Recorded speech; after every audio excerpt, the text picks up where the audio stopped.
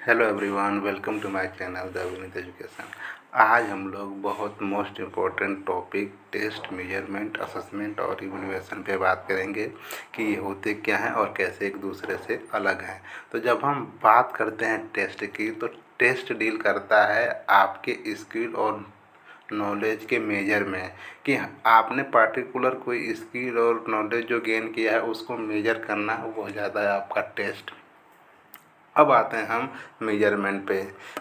Measurement वो होता है जो भी आपने स्किल और नॉलेज गेन किया है, उसमें हमने जो नंबर क्वांटिफाई कर दिया, 10 नंबर 20 नंबर जो दे दिया, वो नंबर न्यूमेरिकल डाटा जो हम ऐड करते हैं वो हो जाता है आपका मेजरमेंट। ठीक है। अब आते हैं आपका असेसमेंट पे।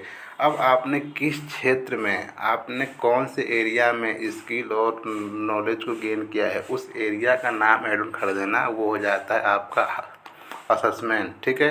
अब आपने जिस एरिया में जितने नंबर गेन किए हैं, उस एरिया के नाम के साथ आपके qualitative data plus quantitative data को ऐड ऑन करके आपको सर्टिफाई कर देना, आपको सर्टिफिकेट दे देना, वो हो जाता है आपका इवैल्यूएशन।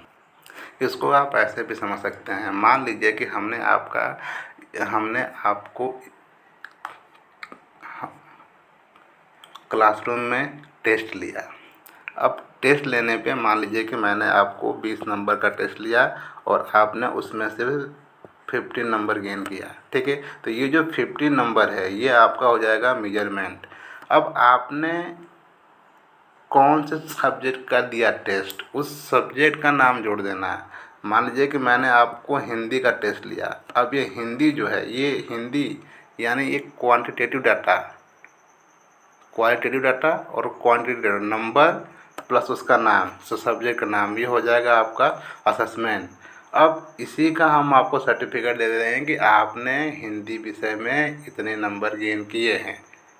ठीक है। वो हो जाएगा आपका इवैल्यूएशन। आई होप कि आपको एक कॉन्सेप्ट क्लियर हो गया होगा कि टेस्ट, मेजरमेंट, असेसमेंट और इवैल्यूएशन क्या होते हैं और एक दूसरे से कैसे अलग हैं।